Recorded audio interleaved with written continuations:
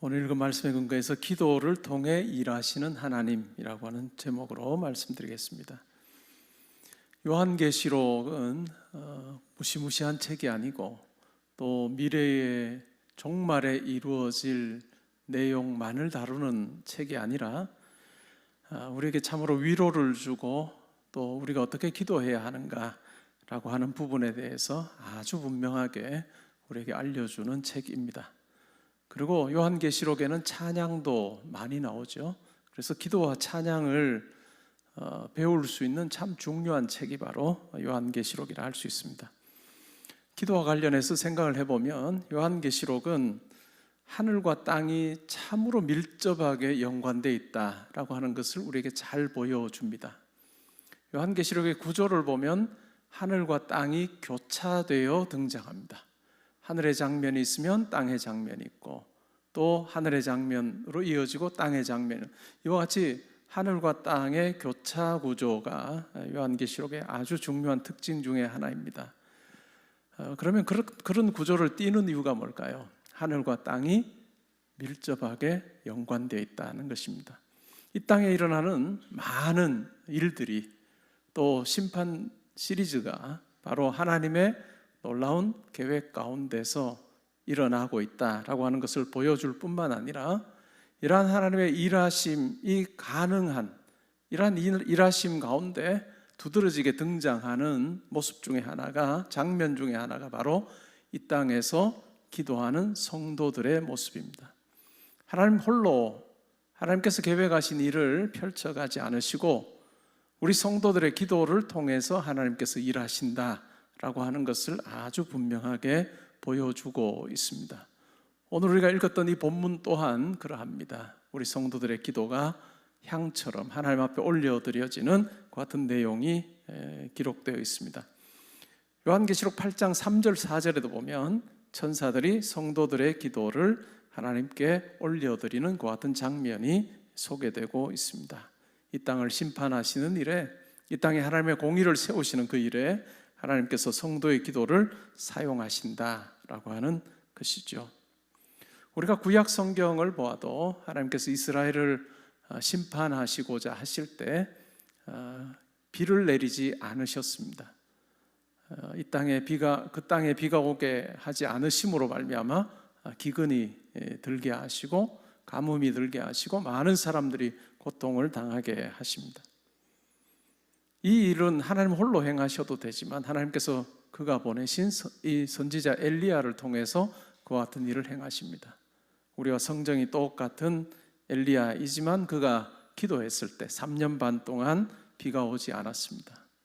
그리고 하나님의 뜻을 좇아서 그가 기도했을 때 하나님께서 하늘에서 비를 허락해 주시는 그 같은 내용을 우리는 잘 알고 있습니다. 엘리야의 간절한 기도, 무릎에 머리를 넣고 하나님 앞에 간절히 기도하면서 하나님께서 행하시는 일을 생생하게 목격했던 그 엘리야 이야기를 우리는 잘 알고 있습니다. 그렇다면 하나님께서는 이 땅에 어떤 일을 행하실 때에 하나님 홀로 행하시지 않고 하나님의 백성이고 하나님의 자녀인 우리를 통해서 일하신다라고 하는 것은 아주 명백합니다. 수많은 성경의 예들이 있고 또한 우리의 삶도 그 중요한 예 중에 하나가 될 것입니다. 여러분이 생각하는 하나님은 어떤 분이신지요? 여러분 하나님을 지금까지 믿어 오셨는데 여러분이 생각하는 하나님은 어떤 분이십니까? 사탄의 경우에는 우리가 하나님을 작게 생각하도록 하는 그 같은 노력을 엄청나게 합니다. 하나님을 작게 생각하게 한다면 어떤 일이 벌어질까요? 하나님의 자녀이고 하나님의 백성인 우리가 하나님께 기도하지 않을 것입니다. 하나님을 의지하지 않을 것입니다. 그렇기 때문에 사탄이 하는 일에 아주 중요한 어떤 그 목적이 있다면 성도로 하여금 하나님을 믿지 못하게 할 뿐만 아니라 하나님이 참으로 작은 존재처럼 여겨지게 하여서 하나님 앞에 간구하지 않고 성도들이 살도록 하는 그것이 사탄이 가지고 있는 아주 중요한 전략이라고 할 수 있습니다. 우리가 성경을 펴면 창세기 3장에서부터 이와 같은 일이 벌어집니다. 사탄 뱀이 하와에게 가서 묻습니다. 하나님이 동산의 모든 실과를 먹지 말라고 했느냐라고 그렇게 묻습니다. 하나님께서는 모든 실과를 다 먹어도 되고 그 중에 딱 하나만, 동산 중앙에 있는 선과 악을 알게 하는 나무의 열매만 먹지 마라 라고 그렇게 말씀하셨는데, 사탄인 뱀은 하와에게 가서 하나님께서 모든 동산의 모든 나무 실과를 먹지 말라고 하셨느냐라고 그렇게 묻고 있습니다. 어떻게 해서든 하나님을 작게 만들고자 하는 그와 같은 마음이 그 속에 드러나 있습니다. 우리가 기독교 역사에서 아주 기도의 사람으로 잘 알려진 한 사람, 여러 사람이 있겠지만 한 사람을 꼽으라고 하면 성경의 저자로 등장하는 야고보를 우리가 꼽을 수 있습니다. 야고보의 별명이 바로 낙타무릎이라고 하는 별명을 가졌습니다. 그는 예루살렘 교회의 리더 역할을 감당했습니다. 아주 초기에 예루살렘 교회에 오늘날로 치면 담임 목사 역할을 한 사람은 베드로입니다.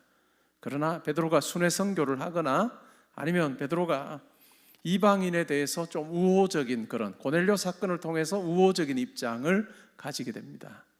그랬을 때 예루살렘 교회 안에 여전히 그때만 해도 예수를 막 믿기 시작했던 유대인 기독교인들이 있기 때문에 하나님의 놀라운 이 구원의 역사가 이방인에게까지 정말 펼쳐진다 것을 믿지 못했던 많은 사람들이 있었습니다. 그러다 보니까 이방인 집에 들어가는 것도 불가능하다고 생각했고 이방인에게 복음 전하는 것도 불가능하다고 생각을 했던 그들이 베드로 사도가 고넬료의 집에 들어가서 복음을 전하고 그곳에 있는 사람들이 세례를 받아 하나님 백성 됐다는 이 일로 인해서 하나님의 일하심이 명백하게 드러났지만 그 일로 인해서 불편한 마음을 가졌던 예루살렘 교회 안에 성도들이 있었습니다.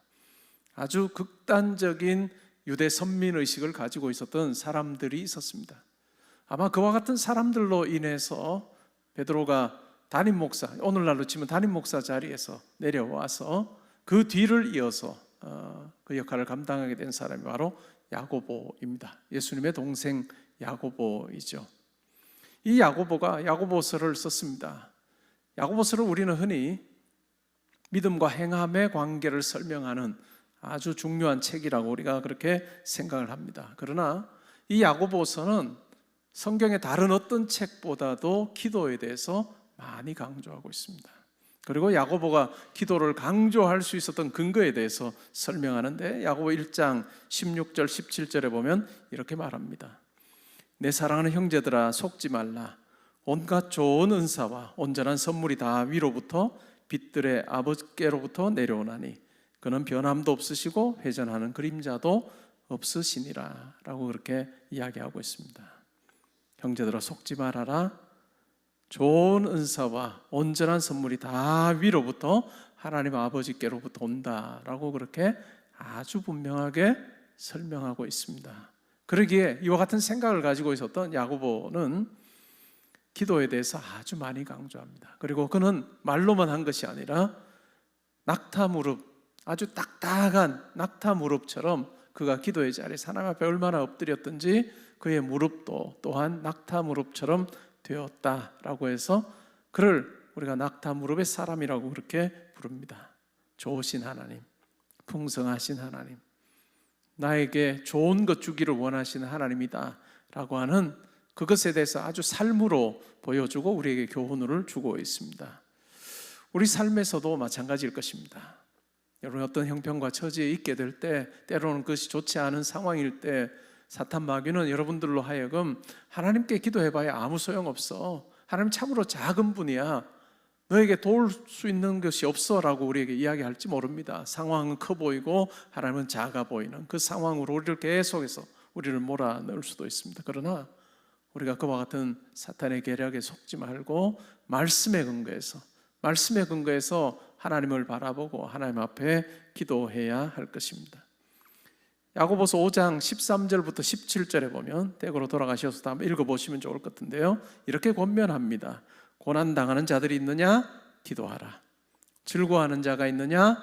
찬송하라. 병든 자가 있느냐? 교회 장로들을 청하여 주의 이름으로 기름을 바르고 기도하라. 믿음의 기도는 병든 자를 구원하고 일으킬 것이다. 죄를 범하였다면 사해 주실 것이다. 죄를 고백하고 병이 낫기를 위하여 기도하라. 의인의 간구는 역사하는 힘이 있다 라고 그렇게 이야기합니다. 여기서 말하는 의인은 그냥 그 자체로서의 의인이 아니라 하나님 앞에 간구함으로 용서함 받아서 하나님께서 우리를 의롭게 여기시는 의롭다 하심을 인정받은 그와 같은 자가 바로 의인입니다. 우리가 기도의 자리에 있을 때 하나님 앞에 우리의 잘못을 내려놓고 하나님 앞에 통회함으로 나아갈 때 우리 마음속에 있는 무거운 짐을 하나님께서 제거하여 주십니다. 우리 마음이 짓눌릴 때, 우리의 영혼이 짓눌릴 때 도무지 하나님 앞에 간구할 수 없는 그 같은 형편에 우리가 있다 할지라도 하나님 앞에 나아가서 우리의 연약함과 우리의 불충함과 우리의 잘못됨을 하나님 앞에 고백할 때 하나님께서 우리를 향해서 등을 돌리지 않으시고 하나님께서 우리를 향하여 환하게 웃으시며 우리의 죄과를 용서해 주시는 것을 경험하는 것, 반드시 그렇게 하시겠다라고 약속하신 분이 바로 하나님이시기 때문에 우리는 기도의 자리에서 의롭다 함 받은 것을 우리는 확인하게 됩니다. 우리가 예수 그리스도를 믿을 때 그 예수 그리스도를 믿는 믿음을 통해서 우리를 의롭다 인정하십니다.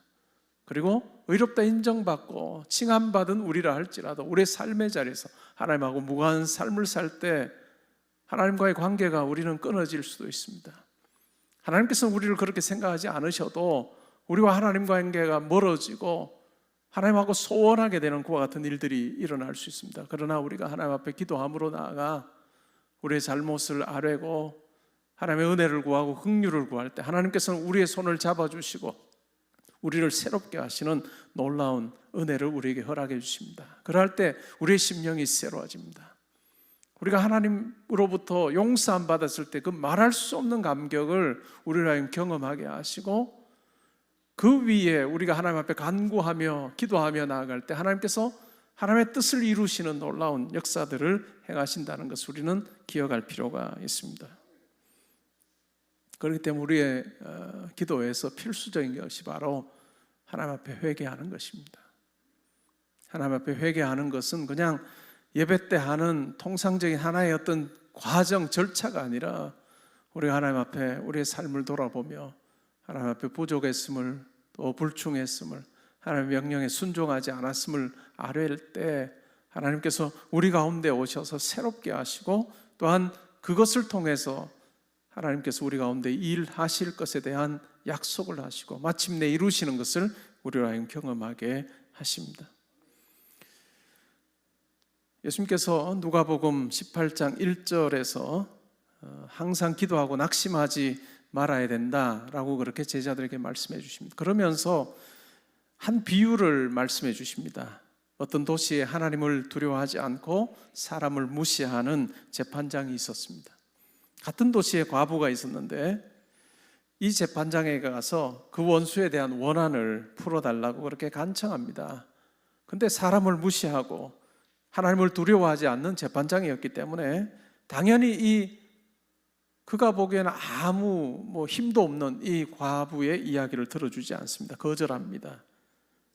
근데 계속해서 가서 간청을 합니다. 재판장에 가서 그 과부가 내 원수, 내가 원수로부터 당하는 것 같은 어려움과 또 원수에 대한 그 원한을 풀어달라고 그렇게 간청을 합니다.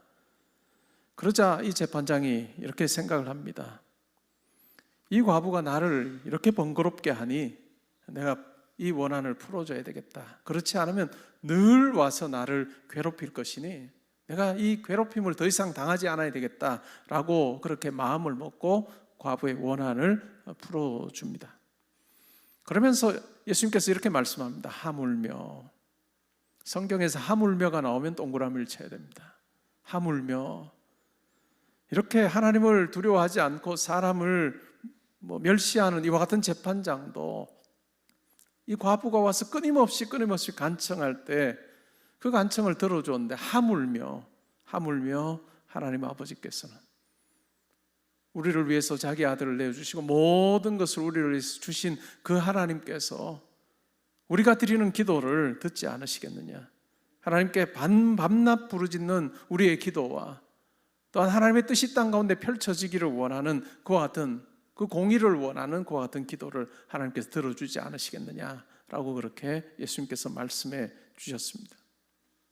누가복음 11장에 보면 예수님께서 제자들에게 기도를 가르쳐 주십니다. 우리가 흔히 부르는 주기도문을 가르쳐 주십니다. 누가복음 11장과 마태복음의 버전은 약간은 다른데요. 어쨌든 누가복음 11장에서 기도를 가르쳐 주시고 나서 바로 이어서 하시는 말씀이 있습니다. 밤중에 한 손님이 찾아왔습니다. 어느 집에. 그러자 그 집 주인이 친구에게 가서 떡 3덩이를 빌려달라고 그렇게 요청을 합니다. 그러자 집안에 있는 그 친구가 더 이상 괴롭게 하지 말아라. 이제 문은 닫혔고 나와 아이들이 이미 잠자리에 들었으니 더 이상 나를 괴롭게 하지 말라고 합니다. 그래도 끊임없이 간청을 합니다. 그러자 주는 부분에 대해서 이야기를 합니다. 그러면서 예수님께서 이런 말씀을 합니다. 구하라 그리하면 주실 것이요 찾으라 그리하면 찾아낼 것이요 문을 두드리라 그리하면 열릴 것이다 라고 말씀하시므로 하나님의 백성인 우리가 하나님 앞에 얼마나 간절히 기도해야 되는지, 그냥 주님께서 가르치신 기도를 그냥 배우는 차원에 우리가 머물지 말고 하나님 앞에 우리가 간절히 기도하는 자로 살아야 된다.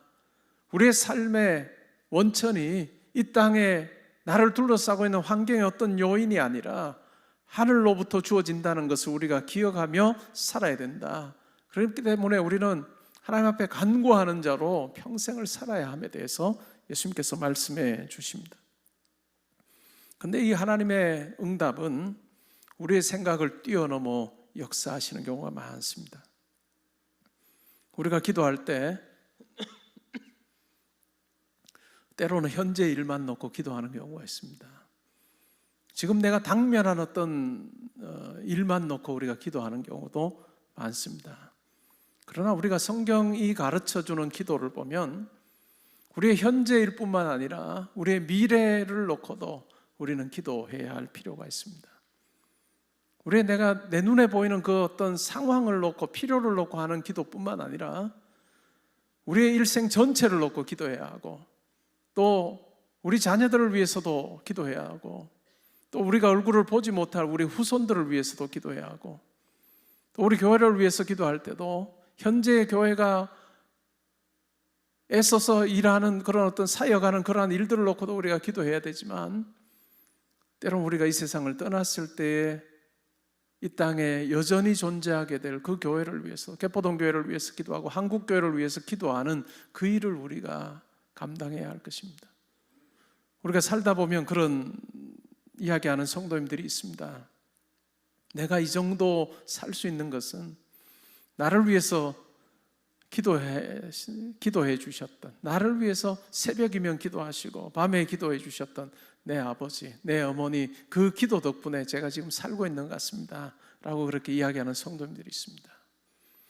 믿지 않는 분들은 이건 말도 안 되는 이야기로 생각합니다. 믿지 않는 분들은 이게 말이 되는 소리냐, 때로는 믿는 분들 중에서도, 성도들 중에서도 이게 말이 되느냐라고 그렇게 생각하는 분들도 있습니다. 그런데 그렇지 않습니다.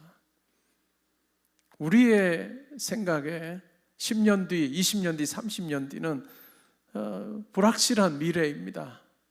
우리가 어떻게 펼쳐질지 모르는 그와 같은 상황들로 채워질 그와 같은 불확실한 미래라고 우리는 생각하지만, 영원하신 하나님이 보시기에는 우리의 일생 전체가 하나님의 한눈에 보일 수 있기 때문에 우리에게는 먼 미래이지만, 우리에게는 100년 후가 멀고 50년 후가 멀고 30년 후가 멀지만, 하나님께서는 시간에 매이지 않으시는 영원하신 하나님께서는 300년 뒤, 100년 뒤를 지금 한순간에, 지금 현재라는 이 시점과 같은 시점에 보실 수 있는 분이 바로 영원하신 하나님입니다. 그렇기 때문에 우리는 현재를 위해서만 기도하지 말고 여러분 자녀를 위해서 기도하고, 여러분 후손을 위해서 기도하고, 또 개포동 교회를 위해서 기도하실 때도 30년, 40년 뒤를 놓고도 100년 뒤를 놓고도 우리가 기도하는 그것이 바로 오늘 우리에게 주어진 사명이다 라고 하는 것을 우리가 기억할 필요가 있습니다. 1859년에 태어나서 1916년에 세상을 떠난 미국 선교사 이고 또 최초의 장로교 선교사였던, 그래서 첫 번째 총회장을 역임했던 언더우드 선교사님이 있습니다. 그는 연희전문학교, 오늘날로 치면 연세대학교, 그리고 경신고등학교 설립자이기도 합니다. 그분이 한국에 와서 선교 활동을 하면서 했던 기도문이 여러 곳에 소개가 되어 있습니다. 언더우드의 기도문이라고 치면 소개되는데, 기도의 내용이 이렇습니다. 오 주여, 지금은 아무것도 보이지 않습니다. 주님, 메마르고 가난한 땅, 나무 한 그루 시원하게 자라지 못하고 있는 땅에 저희들을 옮겨와 심으셨습니다. 그 넓고 넓은 태평양을 어떻게 건너왔는지 그 사실이 기적입니다. 주께서 붙잡아 뚝 떨어뜨려 놓으신 듯한 이곳, 지금은 아무것도 보이지 않습니다. 보이는 것은 고집스럽게 얼룩진 어둠뿐입니다. 어둠과 가난한 인습에 묶여있는 조선 사람들 뿐입니다. 그들은 왜 묶여있는지도, 고통이라는 것도 모르고 있습니다. 고통을 고통인 줄 모르는 자에게 고통을 벗겨주겠다고 하면 의심부터 하고 화부터 냅니다. 조선 사람들의 속셈이 보이지 않습니다. 이 나라 조정의 내심도 보이지 않습니다. 가마를 타고 다니는 여자들을 영영 볼 기회가 없으면 어찌하나 합니다. 조선의 마음이 보이질 않습니다. 그리고 저희가 해야 할 일이 보이지 않습니다. 그러나 주님, 순종하겠습니다. 겸손하게 순종할 때 주께서 일을 시작하시고 그 하시는 일을 우리들의 영적인 눈이 볼 수 있는 날이 있을 줄 믿나이다. 믿음은 바라는 것들의 실상이요 보지 못하는 것들의 증거라고 하신 말씀을 따라 조선의 믿음의 앞날을 볼 수 있게 될 것을 믿습니다. 지금은 우리가 서양 귀신, 양귀자라고 손가락질을 받고 있사오니 저희들이 우리 영혼과 하나인 것을 깨닫고 하늘나라의 한 백성 한 자녀임을 알고 눈물로 기뻐할 날이 있음을 믿나이다. 학교도 없고 그저 경계와 의심과 멸시와 천대만이 가득한 곳이지만 이곳이 머지않아 은총의 땅이 되리라는 것을 믿습니다. 주여, 오직 제 믿음을 지켜 주옵소서라고 그렇게 기도했습니다. 이 기도를 드릴 때만 해도 아무것도 보이지 않는, 내가 어떻게 조선 사람들의 마음을 얻어서 복음을 전할 수 있을까? 학교도 없고 다가가기만 하면 의심의 눈초리로 바라보는 그들을 보면서 낙심할 수밖에 없는 그 상황에서 이 언더우드 선교사님은 미래를 바라보며 하나님께서 일하실 것을 기대하면서 그렇게 기도했습니다. 여러분, 오늘날 한국교회가 어떨까요? 1970년대, 80년대, 90년대 부흥을 겪어서 오늘날 약간은 그때와는 비교하면, 부흥기와는 비교하면 약간은 성도수가 줄긴 했고 또 교회마다 부흥하는 일이 많이 줄었긴 해도 여전히 한국교회 믿는 자들이 얼마나 많은지요. 그가 눈물로 세웠던 연희전문학교가 한국을 대표하는 또 대학교가 되었고, 또 얼마 전에 우리 교회 와서 부모기도회 때 설교해 주셨던 정명호 목사님이 심호하는 혜성교회 언더우드 기념관이라고 하는 그 이름으로 경신고등학교 체육관을 설립해 주고 또 그곳에서 예배를 드리고 있습니다. 이것이 다 하나님께서 일하신 놀라운 결과입니다. 때로는 우리 눈에는 안 보인다 해도, 때로는 앞을 볼 수 없는 것 같은 암흑 가운데 우리가 있다 해도 우리가 절망하지 말고 우리의 기도를 통해서 일하실 하나님을 우리가 소망하면서 하나님 앞에 우리가 간구할 때 그 간구를 들으시고 하나님께서 놀랍게 역사하여 주실 것입니다. 가만히 생각해 보면 우리의 기도가 무엇이 그렇게 필요하기에 하나님께서 우리로 하여금 기도하라 하시는가 생각하면 그것이 은혜이고 감사할 수밖에 없습니다. 온 우주 만물을 창조하신 그 하나님의 지혜로우심과 능력과 비교하면 비교 불가능한 우리를 하나님께서 함께 일하자고 불러주시는 그 자리가 바로 기도의 자리입니다. 저는 평생을 저를 위해서 기도하셨던 저희 어머니를 기억할 때가 많습니다. 저를 위해서 기도해 주시고 또 자녀들을 위해서 새벽마다 기도해 주신 그 어머니의 기도, 그것이 제 삶을 지금까지도 유지해오고 지탱하는 데 참 큰 힘이 되었다라고 하는 생각을 합니다. 아마 여러분들 중에도 그런 생각하시는 분들 많으실 겁니다. 그리고 제 삶을 돌아보면 20대 때 목사로서의 부름을 받고 목회자로서의 소명을 받고 지나가듯이 한 기도. 하나님, 저는 어떤 교회를 섬기게 될 때 제가 그냥 많은 분들처럼 이력서를 내고 청빙이라고 하는 그 절차를 통해서 저는 안 했으면 좋겠는데요. 뭐가 어떻게 돌아가는지도 모르는 막 신학을 시작했던 제가, 하나님, 저는 그렇게 막 이렇게 경쟁하듯이 그렇게 어떤 교회 가서 섬기지 않으면 좋겠습니다. 그걸 놓고 작정 기도한 것도 아니고 그냥 철학이다 하던 중에 지나가듯이 제가 했던 기도, 몇 번 드렸던 그 기도를 하나님께서 기억하셔서 개포동교회 올 때 제가 지원하지도 않았고 설교부터 시작해서 자연스럽게 6개월 후에 청빙 투표를 하고 저 혼자 놓고 청빙 투표하셔서 제가 담임 목사 사역을 지금 17년째 하고 있습니다. 돌아보면 하나님께서 아무것도 모르는 그 시절에 했던 그 기도를 들으시고 때가 됐을 때 하나님께서 이루신 것을 제 삶을 통해서도 경험할 때가 있습니다. 여러분도 마찬가지일 것입니다. 하나님께서 여러분 삶을 놓고 하나님 앞에 간구하는 그 간구를 기쁘게 여기셔서 하나님의 가장 적절한 타이밍에 하나님께서 그 일을 이루어 주실 줄 믿습니다. 우리와는 비교 불가능하신 그 하나님, 온 우주 만물을 창조하시고 영원히 존재하시는 그 하나님께서 여러분들의 삶을 붙들고 계신다는 분명한 확신을 가지고 여러분 기도하시면 좋겠습니다. 여러분 어떤 일을 놓고 지금 여러 가지 기도 제목이 있으시겠죠? 그것이 눈앞에 보이는 기도로 끝나지 않기를 바랍니다. 눈앞에 보이는 기도만 하면 정말 답답해요.